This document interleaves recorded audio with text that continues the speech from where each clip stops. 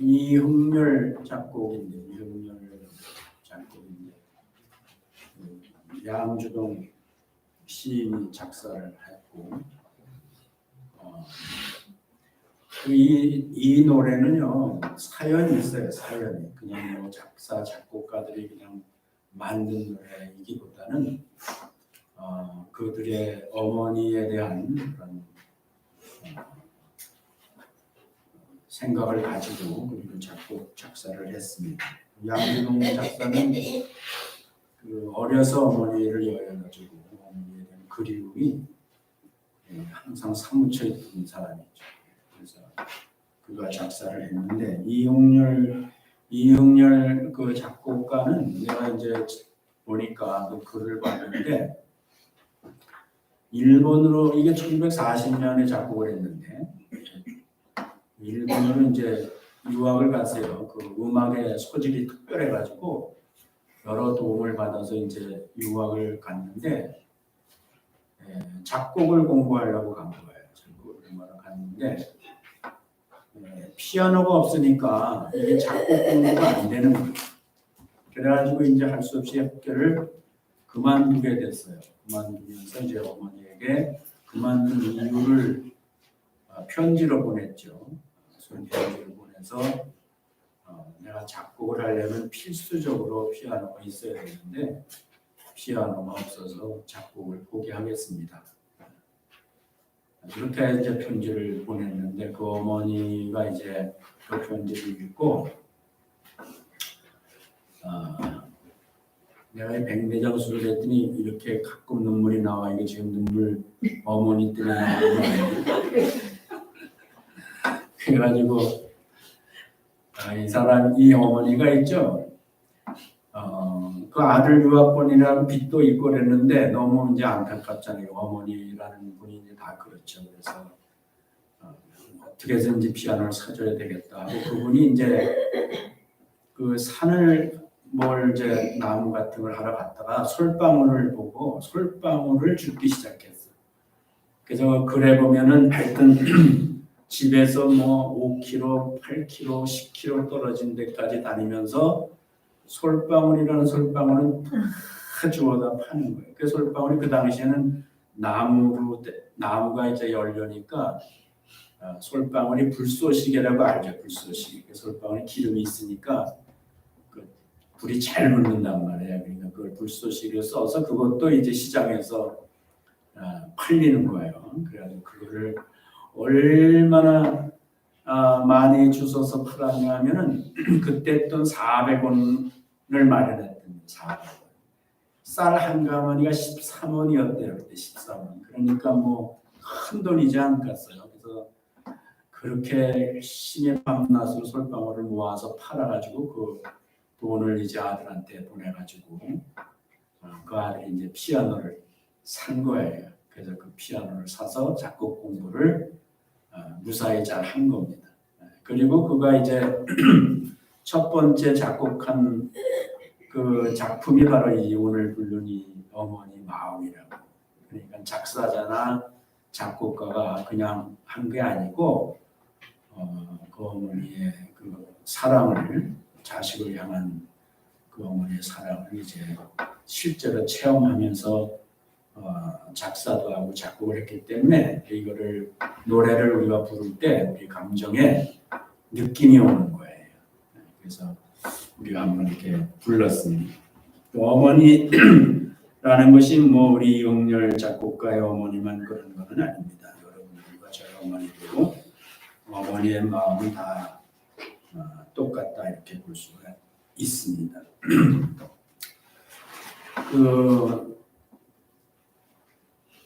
어떤 신학자가 그런 얘기를 했어요. 하나님께서는 그 창조의 일을 하시는데 그 창조의 일 가운데는 그 어머니를 공동 창조자로 쓰신다 그런 말을 했습니다. 어머니는 하나님의 공동 창조자다 이렇게 이제 얘기를 했는데 그거는 아마 그냥 한 얘기가 아니라 성경을 통해서라든지 여러 가지를 가지고 얘기를 했다고 생각을 하는데 세상에서 가장 귀한 것이 뭐냐 하면은 사람이죠. 하나님께서 사람을 위해서 이 세상을 다 만드신 거니까 사람보다 귀한 것은 없어요. 근데 그 사람이 이제 이 땅에 물론 인간의 시존은 하나님께서 창조하셨지만 그 다음부터는 다 생물학적으로 인간이 태어나게 하나님이 그렇게 시스템을 만들어 놓으셨으니까 이 사람이 이 땅에 태어나는 데 있어서 절대적인 역할을 하는 것이 이제 어머니라는 말. 어머니, 여자라고도 할 수 있지만 이제 아이를 낳는 거니까 낳자마자 어머니가 되는 거니까 어머니가 결국은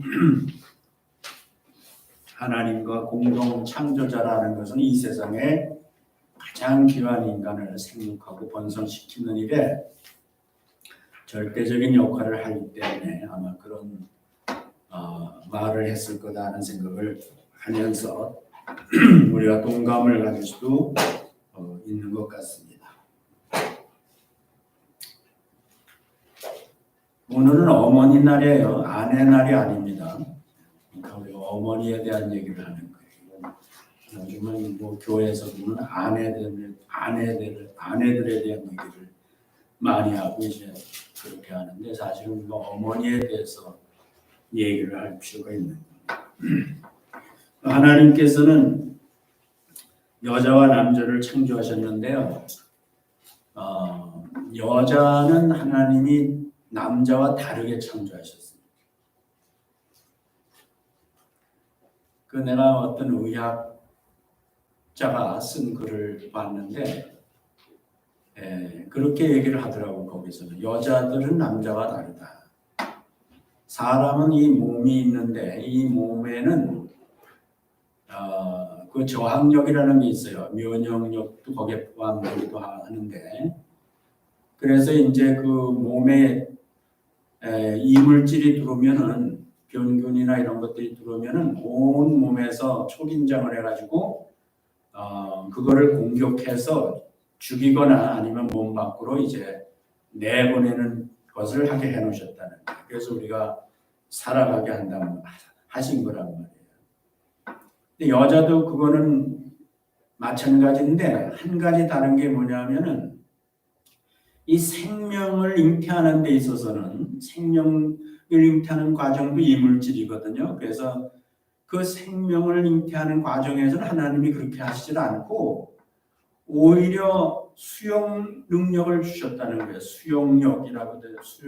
수용력이라고도 하는데 그 힘을 주셔서 여자의 몸에서는 그것을 죽이거나 배출시키질 않고 그거를 수용하게 된다는 거예요. 생명을 품게 된다는 거예요.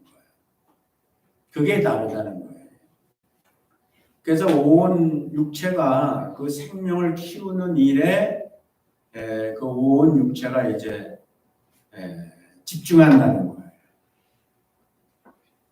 그래서 입덧도 하고 여러 가지 그 생명에 해가 되지 않도록 하기 위해서 아주 여자들은 특별한 그런 역할을 몸으로 한다는 거예요. 그래서 육체적으로만 신체적으로만 그런 게 아니고 하나님께서 그 마음까지도 그 생명을 초월적인 사랑을 하게 했다는 거예요. 초월적인 사랑. 그래서 육체 자체도 그 생명을 수용하고 그걸 키우기 위해서 모든 기관들이 다 초긴장하고 그것을 위해서 집중적으로 역할을 하게 하셨을 뿐만 아니라 마음까지도 그 생명을 향하여 사랑하게 했다. 그렇게 이제 있는 것을 봤어요. 그래서 그 사랑이라는 것이 우리가 이제 그 후에 내가 그건 의학자가 한 말이 아니고 내가 그런 것을 생각하면서 봤을 때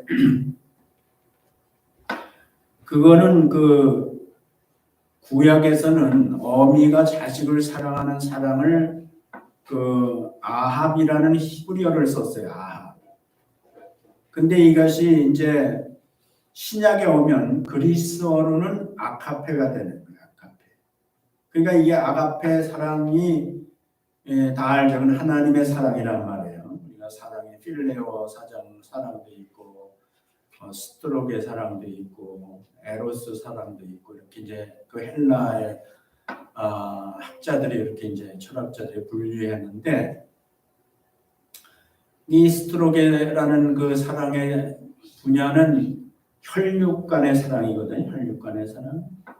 근데 어미가 자식을 사랑하는 것은 혈육 간의 스트로게라는 말을 안 쓰고 히브리서에서는 아합이라는 말을 쓰고 헬라에서는 아카페라는 말을 썼다. 그건 하나님의 사랑과 같은 레벨에서의 의미로 그 사랑을 사용하고 있다는 거예요. 그러니까 어미가 자식을 사랑하는 것은 아카페적 사랑이에요. 초월적 사랑이라는 거죠. 그 사랑이 그 생명을 키운다는 거예요. 그 사랑. 육체는 뭐 10달 동안 우리가 몸에 갖고 있지만 그 다음에 세상에 나오더라도 마음이 그 자식을 사랑하는 그 사랑의 마음이 결국 그 자식을 낳고 키우게 하는 것이다. 그것이 하나님께서 특별히 여자를 만드실 때에 가장 중요한 생명을 위해서 그 생명이 이 땅에 태어나고 또 번성해 나가는 데 있어서는 여자의 역할이 절대적으로 중요한데 그것이 되게 하기 위해서 여자는 특별하게 이렇게 만드셨다. 이렇게 이제 결론적으로 얘기를 할 수가 있으니까 사실 우리는 그 여자라는 거에 대해서 동서양을 막론하고 차별이 있어요.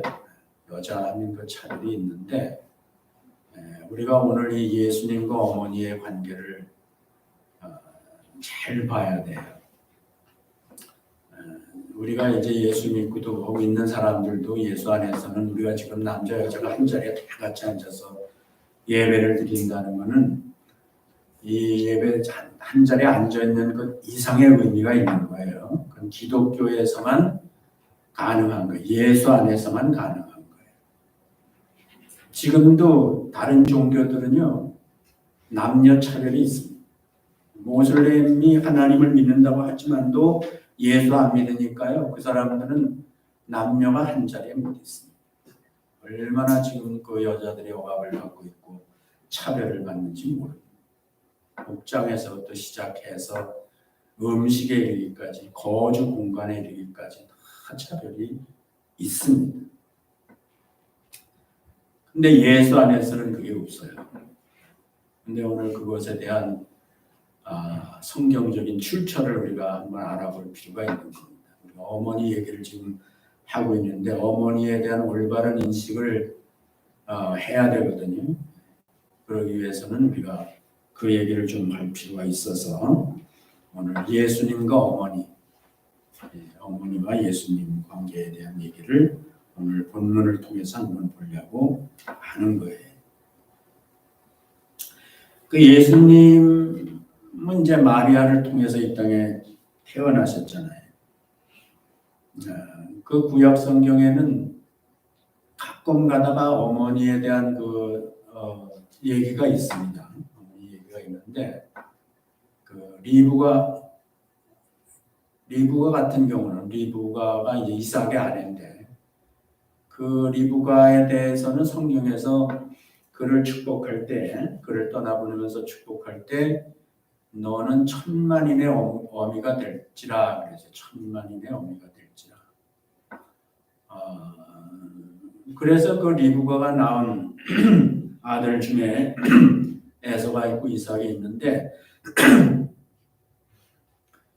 우리는 이제 이삭의 후손은 나중에 야곱이 되고 야곱과 에서가 되고 야곱과 에서가 되죠. 근데 우리 리브가가 낳은 것은 이제 그렇지. 그 이삭의 아내가 리브가고 리브가가 낳은 것이 에서와 야곱인데 야곱의 후손을 포함해서 결국은 이삭의 후손에 야곱의 후손에 이르기까지 천만인의 어미가 됐어요. 실제로 천만인의 어미가 됐습니다. 그런데 이 마리아는 그 후손이 모든 그 생명의 어미라고 그랬습니다. 생명의 어미. 하늘의 별 같은 하늘의 별과 같이 많게 하는 그런 어미로서의 이름이 이제 마리아라. 그래서 천만인과 하늘의 별 이렇게 이제 대조를 할 수가 있는데 오늘 이 본문에 보면은 이제 예수님은요 십자가에 못 박혀 있는 상태예요. 십자가에 못 박혀 있습니다. 로마 군병들이 그 밑에서 사람들의 접근을 못하게 막고 있고 그런 상태입니다. 사실 그 어머니라는 거는 자식이 어릴 때는 클 때 된 어머니의 마음이라는 거는 필요하면 자식을 위해서 죽을 수도 있어요. 정상적인 어머니 같으면 자식 대신 죽을 수 있어요. 옛날에 스촨성에 그 큰 지진 났을 때 제가 거기 갔다 왔죠. 스촨성에 그때 지진 났을 때 그때 큰 감동적인 화제가 뭐였냐면은 구조대가 무너진 건물을 파헤치고 들어가니까 어떤 여자가 엎드려서 죽어 있는 거예요. 그래서 그 여자를 끌어내니까 그 여자 밑에 아기가 있었어요. 갓난아기 아기가 있었어요. 그래가지고 그 지진이 나서 집이 무너지니까 그 어미가 본능적으로 그 아기를 끌어안고 엎딘 거예요. 그래서 이 여자는 늑골이 부러져서 죽고 그 아기는 살았어요. 그리고 그때만 해도 이제 그 전화가 있었으니까 이 휴대전화가 있었으니까 아기에게 한마디 썼어요. 사랑한다 이렇게 한마디 썼어요. 그러니까 그게 온 중국 사람들을 울렸어요. 감동을 받았어요. 그러니까 엄마는 실제로 필요하면 자식을 위해서 죽어요. 근데 여기 지금 예수님의 모친 마리아는 자기 아들이 지금 그렇게 십자가에 못 박혀서 6시간 동안 매달려 있는 모습이 얼마나 안타까웠겠어요. 상상을 초월하죠. 어미 마음으로는 정말 견딜 수 없는 거죠. 엄마는 자식을 위해서 무슨 짓이든지 할 수 있어요. 뭐든지 할 수 있어요. 자식을 위해서라면, 살리기 위해서라면. 근데 여기서는요, 아무것도 할 수 없어요. 할래도 할 수가 없어요. 아들을 십자가에서 끌어내릴 수가 없다고 자요. 그러니까 어떻게 보면 지금 마리아의 입장에서는 사실은 죽는 것보다 더 고통스러운 안타까운 마음을 가지고 그 십자가 밑에 있는 거죠. 근데 이거는요 안타깝게만 생각할 일이 아니에요. 만약에 마리아가 어미로서 그 아들을 살릴 수 있는 형편이 됐다고 했다면 그래서 그 마리아가 진짜 예수를 죽지 않게 살렸다고 그러면은 이건 얘기가 크게 달라집니다.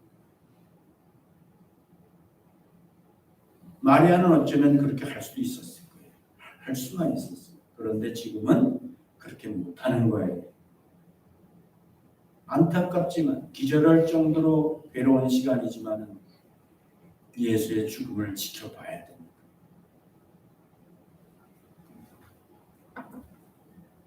이것이 하나님이 하시는 일. 엄마의 자식을 향한 그 절대적인 괴력이죠. 힘을 발휘할 수 있는데 그걸 못하게 하시다. 죽어야 돼요. 누구를 위해서?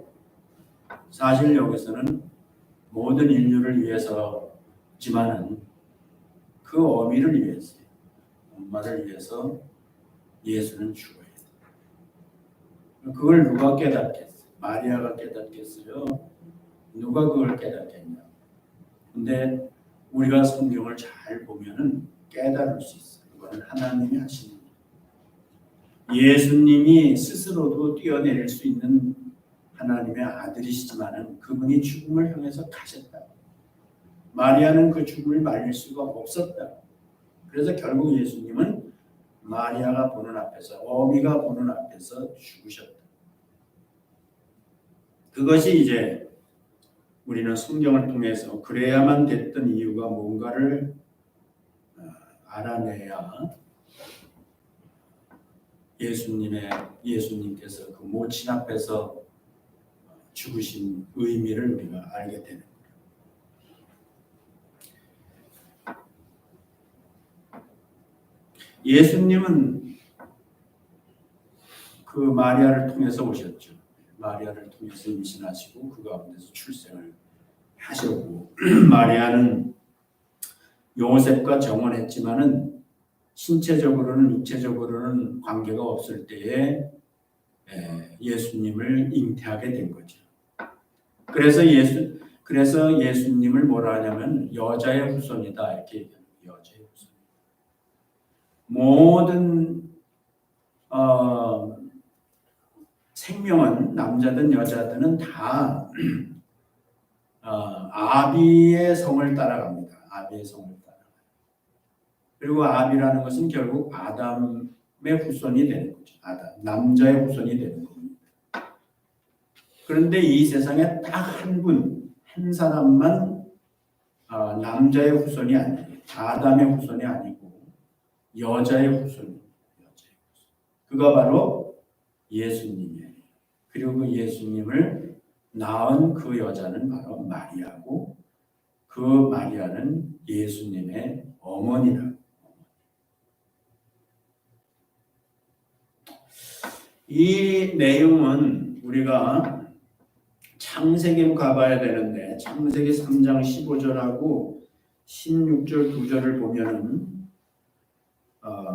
내가 너로 여자의 원수가 되게 하고 이건 이제 뱀에게 하는 사단이죠. 뱀에게 하는 저주인데 내가 너로 여자와 원수가 되게 하고 너의 후손도 여자의 후손과 원수가 되게 하리니 여자의 후손은 내 머리를 상하게 할 것이요 너는 그의 발꿈치를 상하게 할 것이니라 하시고 이거 굉장히 유명한 성경 구절이잖아요. 뱀의 후손, 여자의 후손.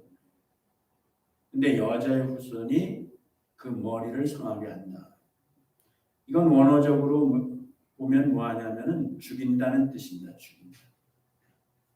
끝낸다 이런 뜻이다. 그러니까 여자의 후손을 통해서 끝내버린다. 이 사단. 근데 사단과 여자는 이 뱀과 여자는 무슨 관계입니까? 신약에 오면은 여자가 뱀의 꾀임을 받아서 넘어갔다 이렇게 얘기를 하거든요. 그러니까 원수죠, 원수. 원수 관계입니다. 그 결과로서 여자는 저주를 받죠. 저주 속에 들어갑니다. 16절이 그거예요. 또 여자에게 이르시되 내가 네게 잉태하는 고통을 크게 더하리니. 그러니까 그러지 않았을 때는 잉태해서 출산하지만 그때는 고통이 없었던 거예요. 그런데 여기서 고통을 크게 더한다. 여러분들은 다 경험자잖아요. 우리가 아이를 정상적으로 출산하면은 고통이 있습니다. 그래서 크게 고통을 더하리니 내가 수고하고 자식을 낳을 것입니다. 그 뒤에가 더 끔찍한 얘기인데 너는 남편을 사모하고 남편은 너를 다스릴 것입니다. 이게 다스린다는 말이 나옵니다. 다스린다. 이거의 원어는 그 의미는요. 우리가 왜 그 짐승들을 다스리잖아요. 짐승들을 다스릴 때 어떻게 다스리죠? 코를 꿰줘요. 코를 꿰. 특히 이제 짐승 중에 인간이 다스려야 되는 짐승 중에 이제 대표적인 게 소 같은 거예요. 소. 소가 어느 정도 자라면 다스리기 위해서 이 코를 끼워줘. 풀을 끼워가지고 거기다가 줄을 매고 그래서 이제 끌고 다니면은 꼼짝 못하고 그 큰 소가 어린애한테도 끌려다니는 걸 볼 수 있어요. 여기서 다스린다는 말은 여자 입장에서는 완전히 코가 꿰이는 거예요. 말할 수 없는 억압이 되는 거죠.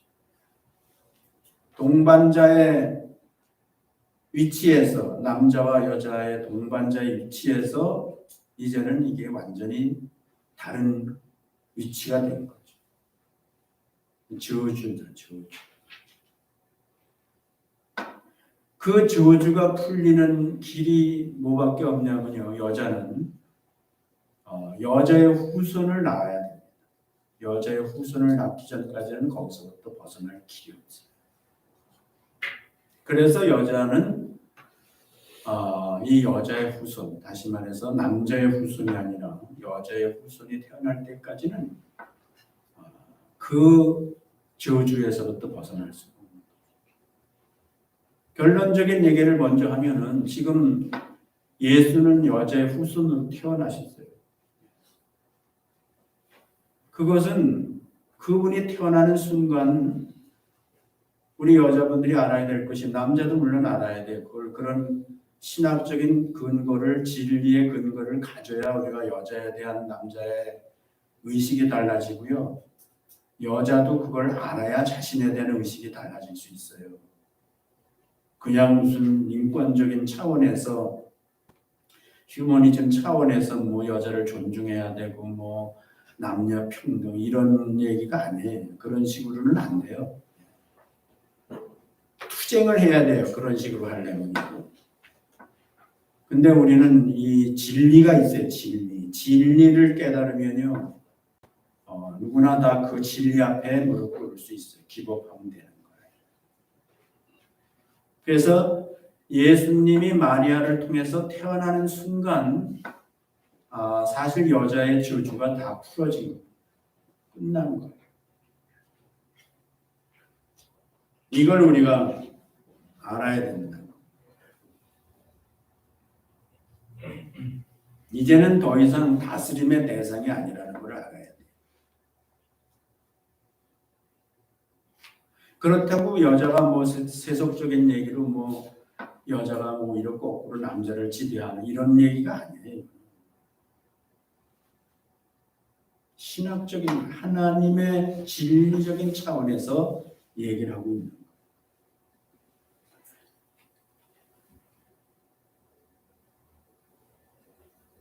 그래서 디모데전서에 보면요.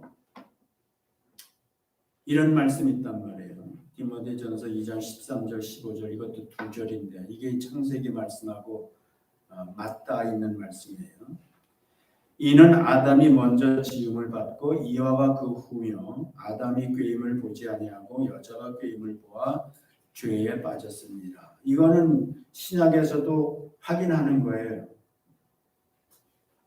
그런데 이제 그 다음에 보면은 그러나 반전이죠 이것이. 그러나 여자들이 만일 정절로서 믿음과 사랑과 거룩함에 거하면 그 해산함으로 구원을 얻으리라 이렇게 써 있습니다. 여기 해산이 나오고 구원이 나옵니다. 여자에게서 해산과 구원이 나옵니다. 마리아는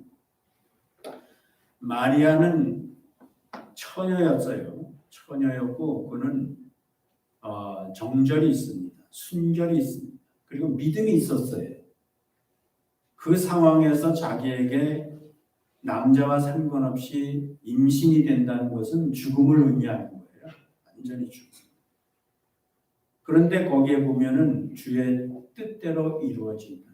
주의 계집종이오니 주의 뜻대로 이루어진다. 이건 믿음이거든요. 하나님을 향한 목숨과 바꾸는 믿음이 있었다는 거예요. 처녀로서의 정절이 있었다는 거예요. 그리고 한 걸음 더 나아서 결국은 해산을 했습니다. 해산을 했습니다. 여자의 후손을 낳았습니다. 하나님의 첫 아담과 대조할 수 있는 첫 아담을 커버할 수 있는 그러한 상대적인 아들, 둘째 아담이라고 보통 부르는데 그 예수를 낳은 거예요. 그것이 뭐와 연결되냐면 구원과 연결되는 거예요. 여기서 구원은 한 개인의 구원이 아니고 여자의 구원을 의미하는 거예요. 여자의 운명에 대한 얘기를 하고 있는 거예요. 모든 여자들이 다 해산의 수고를 하고 자식을 낳지만 그건 다 남자의 후손을 낳는 거예요. 남자의 후손을 낳는 것은 그것은 죄인을 낳는 거예요. 사실 죄인. 그래서 사람들이 애를 안 낳으려고 그래요. 다 예수님 같은 사람만 낳으면 얼마나 좋게. 11이나 20도 낳을 수 있지. 근데 이게 죄인을 낳아야 되니까는 싫은 거예요. 근데 이 본능이 있어서 하나님이 여자에게 특별히 아까 말한 대로 자식을 낳게 하는 그런 특별한 것들을 하나님이 만들어 주셨기 때문에 그래서 자식을 낳게 됩니다. 지금은 근데 그 자식이 여자의 후손이 될 수 있어요. 예수 믿는 순간 예수는 누구라고? 여자의 후손이니까. 그 예수 믿는 사람을 뭐라 하는 줄 알아요? 거듭났다. 거듭났다. 태어났다. 그래서 그 사람들은 다 여자의 후손이 돼요. 예수님의 후손이 되는 거예요. 그리고 우리가 진정으로 형제 자매가 되는, 패밀리가 되는 거예요. 그렇게 돼 있는 거예요, 지금.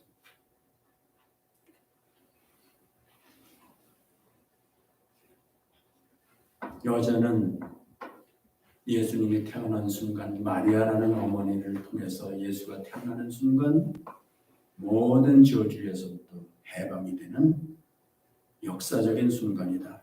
그거를 우리가 알고 있어야 돼.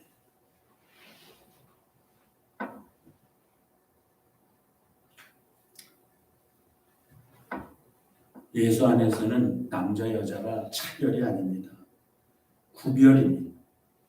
이성, 하나님이 성을 분리해 주셨기 때문에 우리는 이성으로서 구별하는 거지 차별하는 게 아니에요. 여자는 차별받지도 말아야 되고 남자들은 차별해서도 안 되는 거예요. 예수 안에서는 오직 구별만 있을 뿐이에요.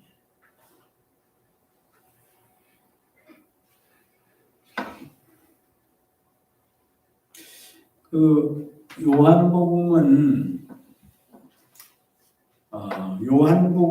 예수님과 어머니의 관계를 의미 있게 기록했어요.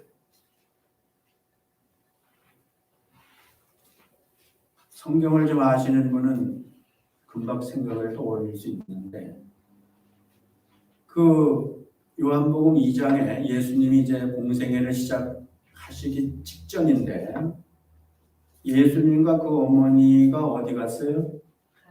네, 가나안 혼인잔치 갔어요.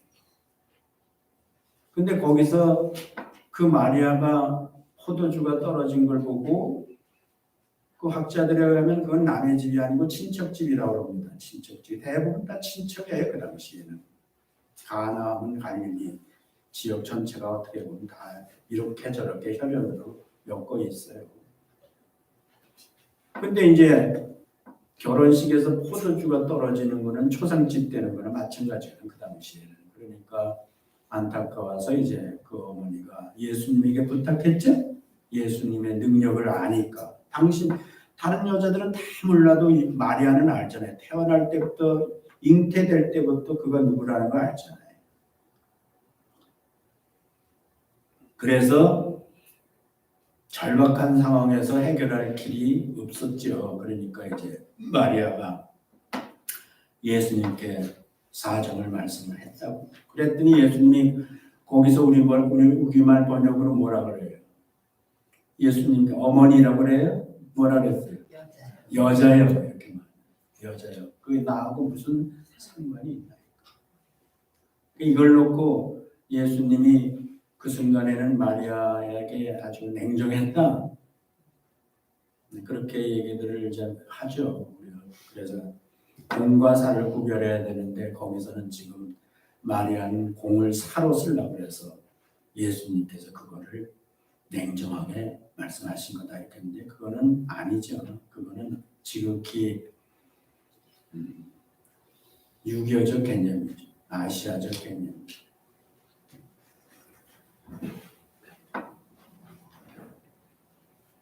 그리고 또 여자여라고 예수님 부른 어머니를 향해 또 여자여라고 부른 데가 어디예요? 어디예요? 아니 뭐 졸고 있어요. 금방 끝내야 돼 오늘은. 어디야? 오늘 이건 본문에 나와. 십자가에서 예수님이 또 자기 어머니를 보고 여자예요. 그래서 요한복음은요 시작할 때 여자가 나오고요 끝날 때 여자가 나오는데 그 대상이 누구냐 하면은 자기 모친 마리아예요. 그래서 이거는 지금까지 내가 얘기한 거는 어떤 한 개인의 어머니 얘기가 아니에요. 예수님과 어머니라는 거는 신학적으로 성경적으로 너무나 중요한 관계가 있는 거예요.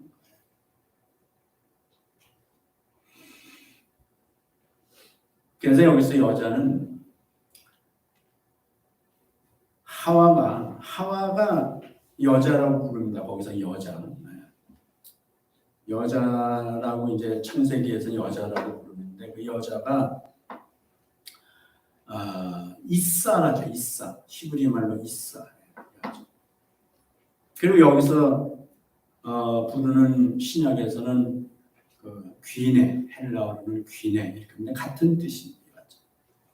창세기에서는 모든 자의 어미예요. 대표자입니다. 생명의 대표자. 탄생시키는 존재로 여자는 모든 여자의 대표자예요. 그 의미 있는 말을 그 용어를 예수님이 마리아에게 썼단 말이에요. 여자예요. 모든 여자를 대표하는 거예요. 마리아에게 일어난 일은 모든 여자에게 일어나는 일이죠. 그래서 이거는 하대하는 용어가 아니고요. 이게 모든 여자를 대표하는 대표적인 존중어예요. 존중. 그걸 함부로 자기 생각으로 얘기하면 안 돼요.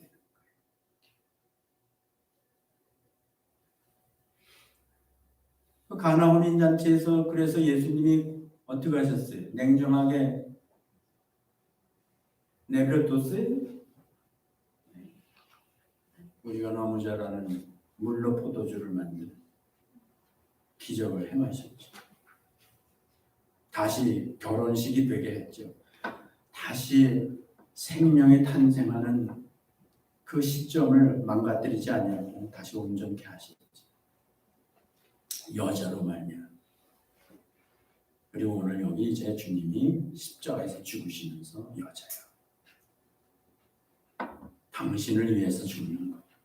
여자를 위해서, 여자를 회복시키기 위해서. 수천 년의 인류 역사에 한이 있는 아무도 풀어줄 수 없는 여자라는 운명적 저주에서부터 완전히 해방시키기 위해서 거기에 그 어머니를 놓고 대표로 놓고 당신이 십자가에서 죽으신 거예요. 여자의 후손으로 뱀의 머리를 깨뜨시는 순간이에요. 뱀의 머리를 깨뜨렸다는 것은 죄의 관세를 깨뜨렸다는 거거든. 그 고린도전서 15장 끝에 가면은. 그래서 이거는 여기에서 어머니는 우리들이 어머니하고는 다른 거죠. 그러나 모든 어머니들이 이제 사실은 산 거죠.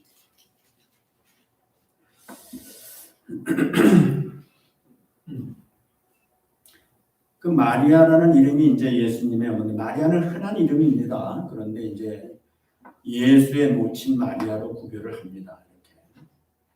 그래서 이 앞에 모친 예수의 모친 마리아로 구별이 돼. 막달라 마리아도 있고 뭐 다른 마리아도 있고 다 그런데 예수의 모친 마리아가 성경에서 어디서 맨 끝까지 맨 끝에 나오는 데가 어디예요?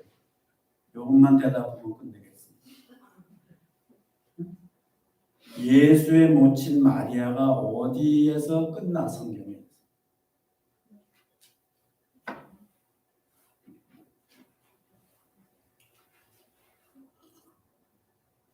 어디에?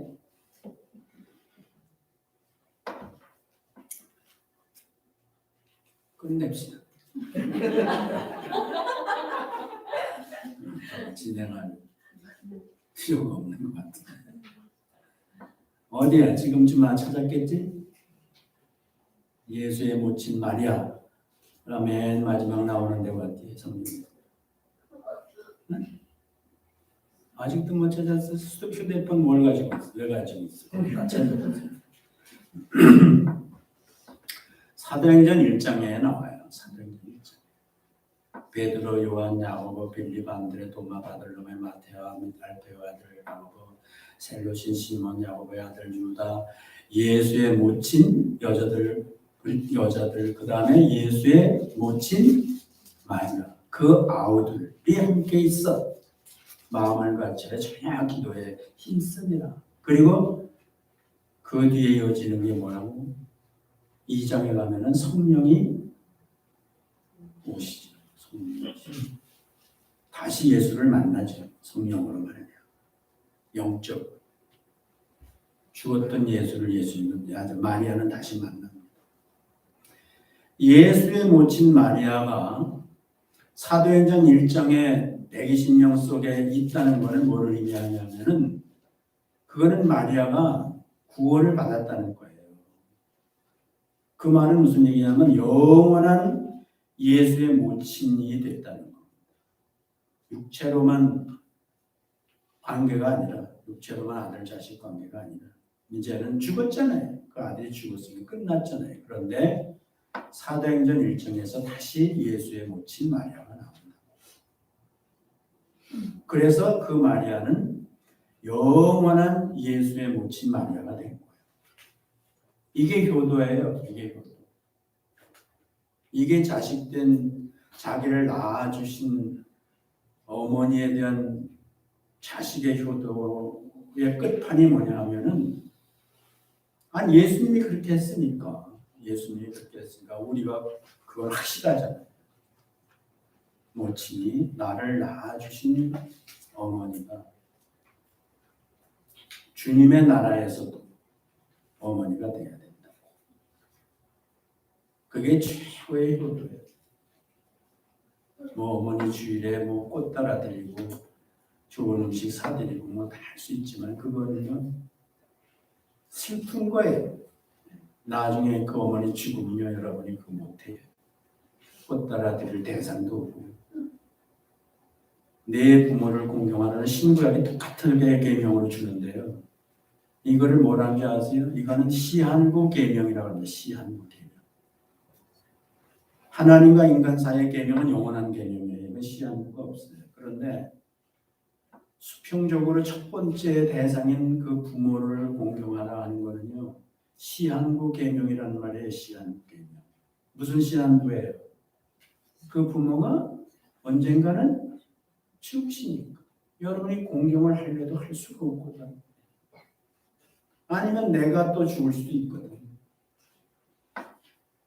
그래서 이거는 힘든 게 아니에요. 우리가 시간이 정해져 있으면 힘들어도 힘들게 느끼질 않으면 그 시간 되면 끝나는 거예요. 내 부모를 공경하는 것은 시한부 계명입니다. 아직 생전에 여러분의 어머니가 한국에 계시든 같이 모시고 있든 어디에 있든지 간에 사실 우리가 그 어머니에 대한 자식의 효도는 시한부다. 할 수 있는 하나님이 나에게 주신 축복 아직 생전에 있으시면은 그거는 나의 축복이다. 왜냐하면 그건 약속 있는 첫 계명이니까.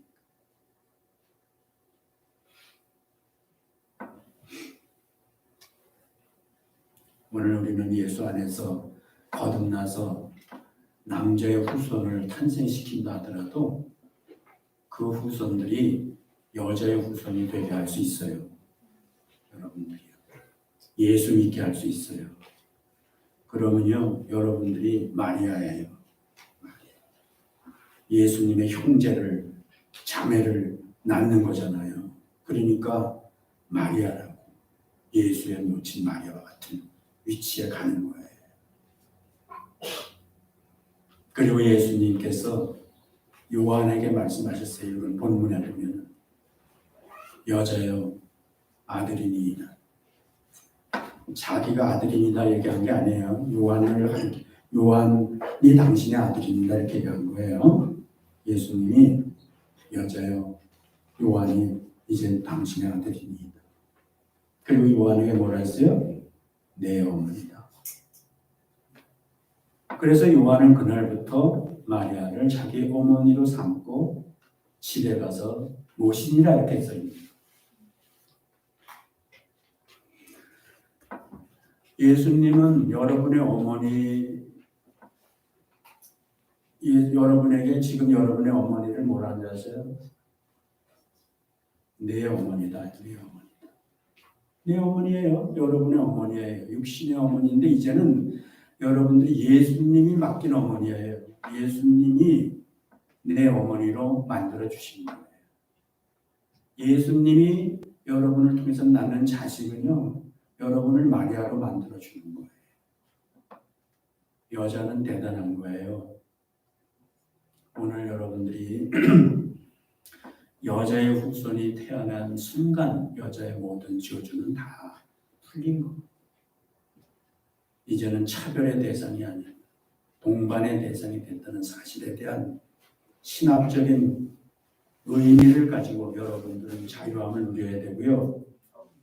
남자들은 더 이상 차별하지 말고 구별된 삶을 살아야 돼요. 성경에 나와 있는데 그것이 예수 안에서 남편과 아내가 되어야 돼요. 부모와 자식이 되어야 되는 거예요. 기도하겠습니다. 하나님 아버지, 저희들은 오늘 어머니 주일에 감정적인 얘기를 하기보다는 우리가 꼭 알아야 될 말씀을 몇 가지 나눴습니다. 예수님께서 여자의 후손으로 오셔야 되는 이유가 여러 가지가 있지만 죄 없이 오셔야 되는 이유도 있고 신학적으로 여러 가지 이유가 있지만 그 가운데서 아주 중요한 것이 바로 여자의 후손으로 오시는 순간 여자의 해산을 통해서 여자의 모든 저주가 풀리고 그들이 구원을 받는 하나님의 귀한 딸이 되게 하신 줄로 믿습니다. 오늘 모든 여자들과 어머니들이 예수님이 이 땅에 마리아를 통해서 태어나시는 순간 여자의 후손으로 태어나시는 순간 여자들에게 어떤 변화가 일어났다는 사실을 확실히 알고 자존감을 가지고 살 수 있는 귀한 어머니들이 다 되게 하여 주시고 저들이 낳는 자식이 마리아가 여자의 후손을 낳듯이 예수님의 형제 자매를 낳는다는 사실을 생각하면서 참으로 그 수고가 헛되지 않다는 것을 생각하면서 자식을 낳아 키우는 어미들이 되게 하여 주시옵소서. 생전에 계신 어머니를 귀하게 여기고 하나 주님께서 요한에게 내 어머니다라고 말씀하신 것 같이 나에게 맡기신 어머니라는 사실을 알고 이제는 주 안에서 모시는 우리 자식들이 되게 해주시기를 간절히 바라고 예수님 이름으로 기도드렸습니다. 아멘.